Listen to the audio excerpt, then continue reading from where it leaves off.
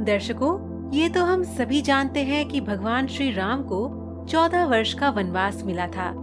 वनवास के दौरान प्रभु श्री राम माता सीता और भाई लक्ष्मण को गंगा पार करवाने के समय निषाद राज ने माता कैकेयी को ही उनकी ऐसी परिस्थिति का कारण बताया था, जिसके जवाब में लक्ष्मण जी ने कहा था कि किसी के दुख का कारण कोई और नहीं बल्कि वह स्वयं होता है और यही हमारे कर्म बोलते हैं, जिसके कारण हम सुख और दुख भोगते हैं।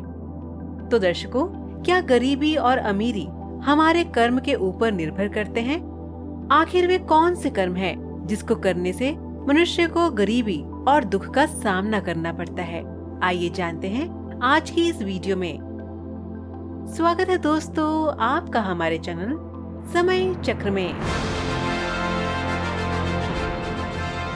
दोस्तों, आजकल हर कोई आलीशान बंगले में रहना और बड़ी गाड़ी में घूमना और अच्छे कपड़े पहनना चाहता है और इसके लिए वो कड़ी मेहनत भी करता है। लेकिन कड़ी मेहनत करने के बाद भी ना वो अमीर बन पाता है और ना वो सुखों को भोग पाता है। दरअसल मनुष्य का गरीबी और सुख को ना भोग पाना असलियत में उसके बुरे कर्मों का ही फल होता है। भगवत गीता में लिखा है कि जो व्यक्ति भगवान को भोग लगाए बिना खुद भोजन करता है, उस व्यक्ति को अगले जन्म में गरीबी और दुख का सामना करना पड़ता है, क्योंकि भगवान को भोजन लगाए बिना भोजन को चोरी के भोजन के समान माना गया है। इसके अलावा कभी भी घर पर आए गरीबों का अपमान नहीं करना चाहिए और उन्हें दुत्कार कर भगाना नहीं चाहिए, क्योंकि ऐसा करने से आपको गरीबी और दुख का सामना करना पड़ेगा। महाभारत में कहा गया है, दानेन भोगी भवति, अर्थात उदारता में भोजन प्राप्त होना चाहिए। अगर कोई आपके घर पर आया है, उसको खाली हाथ नहीं लौटाना चाहिए, क्योंकि ऐसा करने वाला पाप का भागी बन जाता है। वहीं दूसरी ओर हमारे हिंदू धर्म में स्त्री को माता लक्ष्मी का दर्जा दिया गया है। जो व्यक्ति उनसे हमेशा गलत व्यवहार करते हैं, मारपीट करते हैं, उनका अपमान करते हैं, तो माँ लक्ष्मी उनसे हमेशा के लिए रूठ जाती हैं।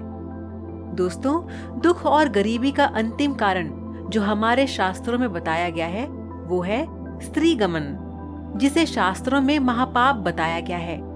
जो पुरुष दूसरों की स्त्री पर गलत नजर रखता है वो कभी भी सुख भोग नहीं पाता है। अब आप रावण को ही देख लीजिए, जिसने माता सीता को हरण कर स्वयं ही अपने बुरे समय को बुला लिया, जिसके कारण ही उसके सोने की लंका जली, उसके भाई और पुत्र मारे गए और उसकी मृत्यु भी भगवान राम के हाथों हुई। इसीलिए कभी भी दूसरे की स्त्री पर गलत नजर नहीं रखनी चाहिए।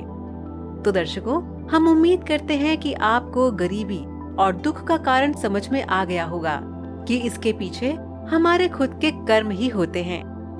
आज का सवाल आपके लिए ये है कि क्या आप बता सकते हैं कि भारत के सबसे अमीर व्यक्ति का क्या नाम है? आप इसका जवाब हमें नीचे कमेंट बॉक्स में दीजिए। हमें आपके जवाब का इंतजार रहेगा।